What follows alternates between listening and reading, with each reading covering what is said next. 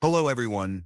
Enjoy these relaxing yet powerful stories of resilience and triumph. A new police chief walks into his precinct undercover, hoping to observe his officers without their masks on. But when a white cop spits in his face, thinking he's just a nobody, the entire room is moments away from a shocking revelation that will leave them all reeling. It was a muggy Tuesday morning in August when Richard Nelson, a newly appointed police chief, stepped out of his car in the heart of Blue Ridge, a small city tucked away in the rolling hills of North Carolina. Dressed in a simple plaid shirt, worn jeans, and scuffed sneakers, he didn't look the part of a man who had spent 2 decades climbing the ranks in law enforcement. That was exactly his intention. Richard believed in seeing things for what they truly were, not through the polished lens of scheduled meetings or rehearsed welcomes. As a black man stepping into a leadership role in a precinct plagued by whispers of misconduct, he wanted to observe the department unfiltered. What better way to do that than to blend in? The precinct's parking lot buzzed with officers coming and going. Richard scanned the area, noting the casual banter and occasional glances his way. No one seemed to recognize him, which was unsurprising. His appointment had been announced just days ago, and he had chosen not to publicize his arrival until the official inspection later that morning. He adjusted the brim of his baseball cap and took a deep breath. The weight of his mission, to root out the toxicity festering within the department, pressed heavy on his shoulders. He was no stranger to resistance, but he knew this job would test him in ways he hadn't yet imagined. As he approached the building, the faint sound of laughter carried through the air. Richard stepped through the precinct's side entrance unnoticed. Among the hum of casual chatter and ringing phones, the tiled floors glistened under harsh fluorescent lights, and the smell of stale coffee hung in the air. He walked slowly, observing the dynamics around him. Groups of officers huddled near desks, some swapping stories, others reviewing paperwork. No one paid him much attention until he paused near the break room. If this moment already has you hooked, don't forget to like the video and comment 1 if you support stories that highlight truth and accountability.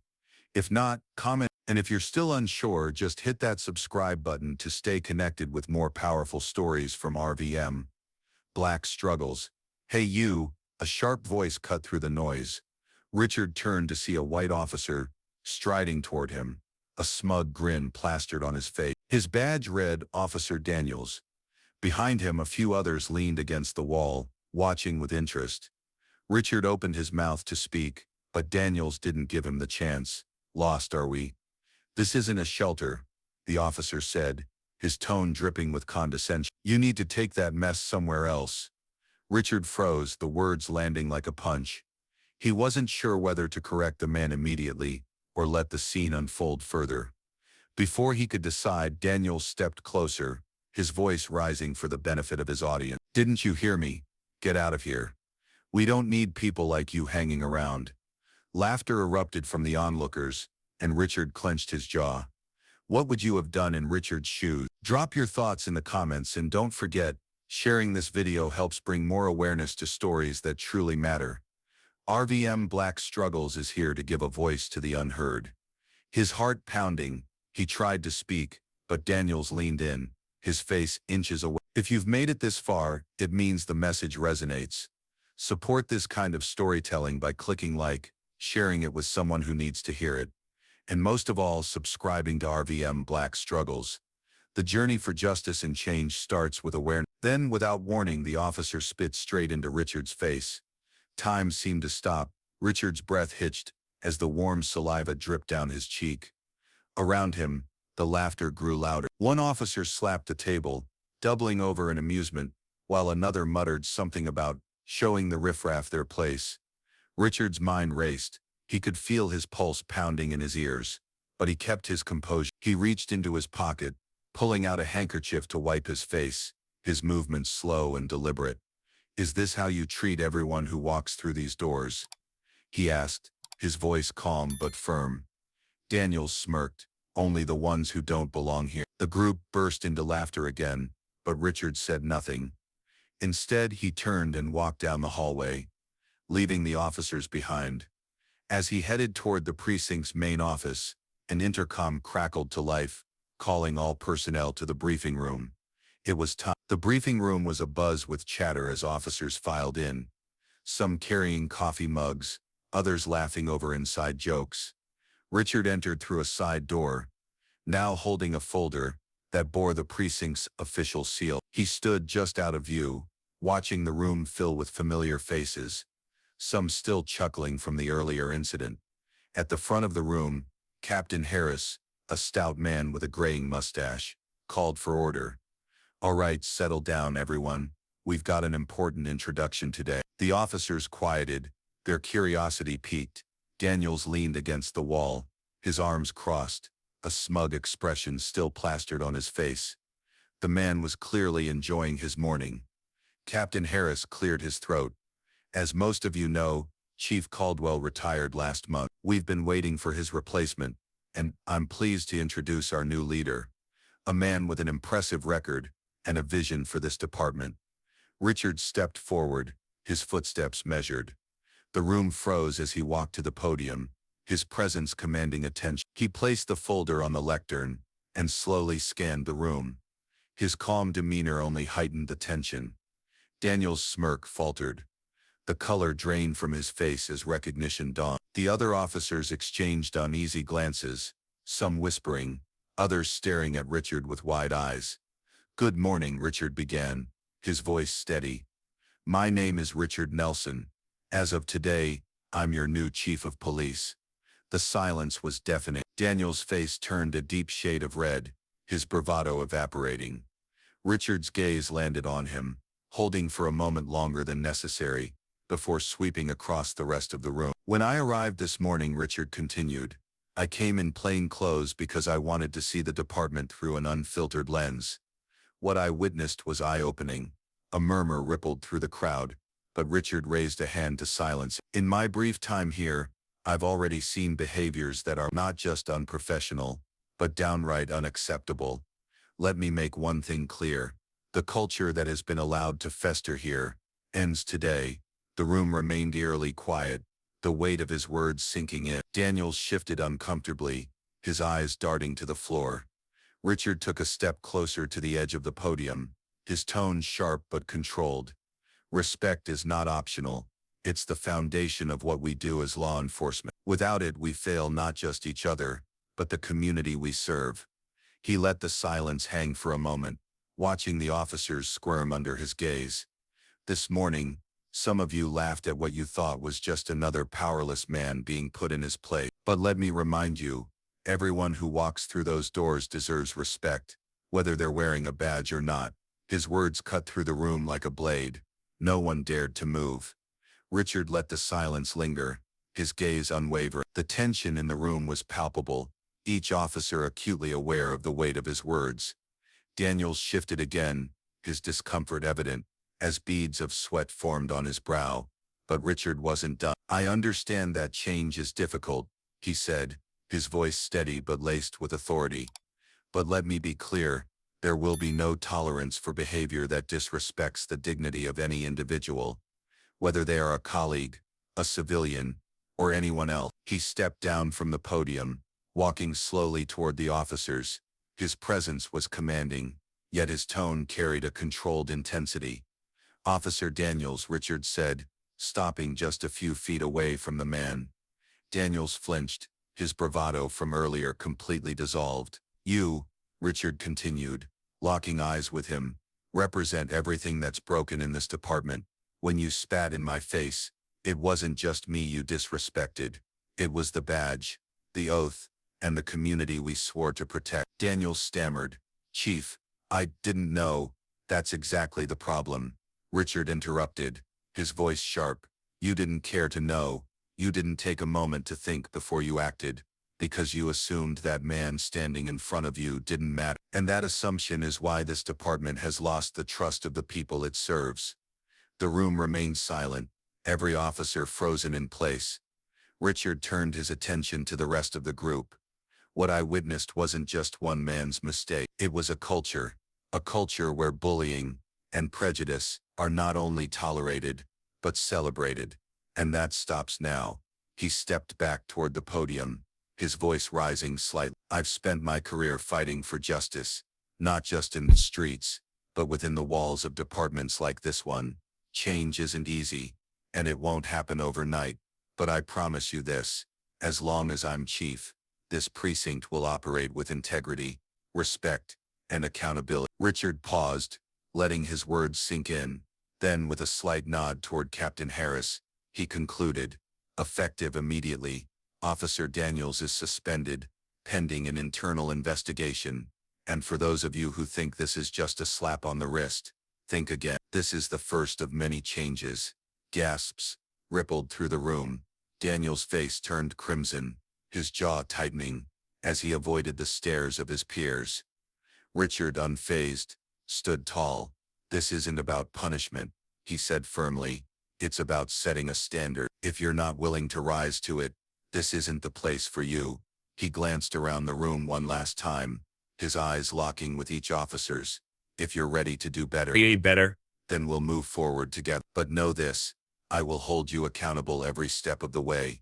The meeting ended with a heavy silence, officers shuffling out of the room, without their usual chatter.